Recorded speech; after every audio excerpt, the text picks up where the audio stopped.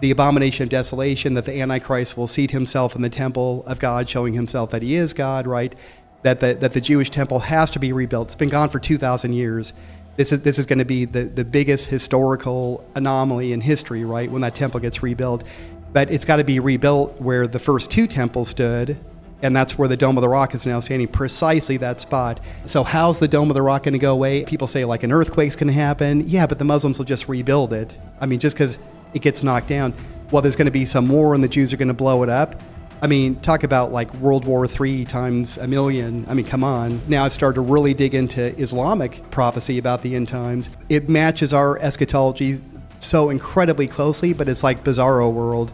All their good guys are our bad guys, you know, et cetera. It's very, very interesting. Muslim people are not our enemies. Satan wants to destroy them too. Satan doesn't care about Muslims. He doesn't care about atheists. He doesn't care about anybody. He wants to destroy them the same way he wants to destroy us. I want to make this point.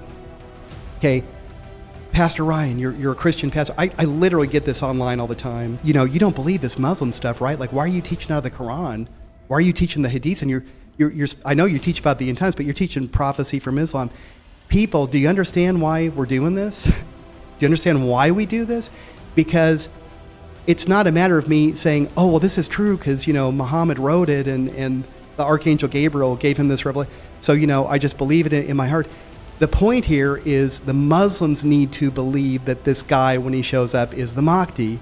That's what we're looking at. That's what this exercise is. So if the guy we're watching, for example, if he fulfills all these criteria and the Muslims start to catch on to this, and like I said, a lot of them are, there's a lot more Muslims following the guy in Damascus right now, al-Shara, than there are Christians following the guy.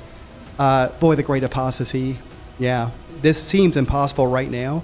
This whole idea that the Dome of the Rock, that some Muslim guy is going to come in, but the Dome of the Rock, how's that going to go away? The Beit al-Maqdis is literally King Solomon's temple, which from the Muslim perspective was not a temple at all because Solomon was a Muslim. So was Adam, so was Moses, so was Jesus, right?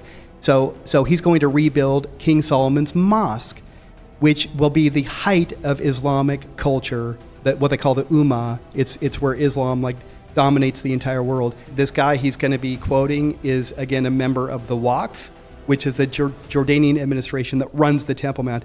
They do not want the Jews up there. They don't even want them coming up there at all, let alone like praying, let alone building their temple. My gosh, right?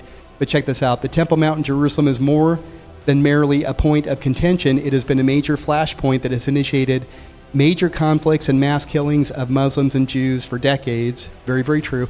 I say it's the epicenter of all global conflict is the Temple Mount. He spoke to the idea of the Waqf inviting the Jews to share the Temple Mount and build Solomon's temple there anew. So this is insane. This is a member of the Jordanian Waqf who controls the Temple Mount.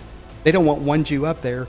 This guy had the idea late in his life. He'd pass away, you know, a year and a half later, right? He had the idea to let the Jews go up. The lady, Sarah Tarek in London, running the school up there, she's bringing that out. The Muslims are supposed to rebuild King Solomon's temple. It's insane.